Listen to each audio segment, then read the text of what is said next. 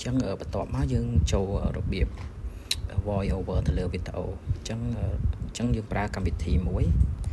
អញ្ចឹងកម្មវិធីមួយឈ្មោះកម្មវិធី CapCut យើងចូលមកបន្ទាប់មកទៀតយើង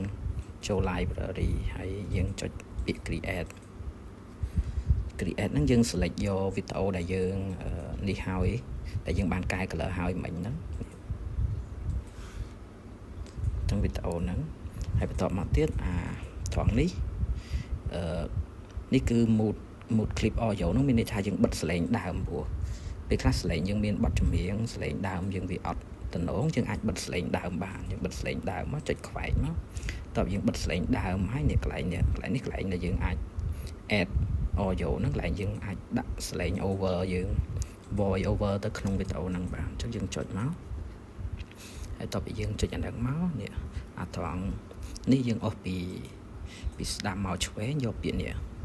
record យកពាក្យ record ហើយអញ្ចឹងយើងអាច record បានចុចអាប៊ូតុងកណ្ដាលហ្នឹងមកអញ្ចឹងនេះយើងអាចធ្វើការ record និយាយនៅក្នុងវីដេអូហ្នឹងបានហើយយើងនិយាយទៅតាមរូបភាពដែលវា play នេះដែលវា play ឲ្យយើងអញ្ចឹងមកតទៅពីយើងនិយាយអីហើយនេះយើងអាចចុច stop វាវិញបានចុច stop វាហើយអាកន្លែងនេះមានន័យថាយើងយកក៏បានឬយើងចង់ play ដែលសាក់ play ឲ្យយើងចាំមកបានដែរហើយតោះមកយើងចុចយកមកតោះមកនេះយើងអាច play វាស្ដាប់ម្ដងអញ្ចឹងនេះយើងអាចធ្វើការ record និយាយនៅក្នុងវីដេអូហ្នឹងណាយើងនិយាយទៅតាមរូបហើយបន្ទាប់ពីហើយអ្វីដែលយើងត្រូវធ្វើបន្ទាប់ហ្នឹងគឺយើងតម្លើងសលេងយើងតិចព្រោះពេលខ្លះយើង record ទៅវាអាចនឹងរៀងស្ទើរយើងអាចតម្លើងវាបានអញ្ចឹងតម្លើងស្អីយើងចុច select វាមួយមក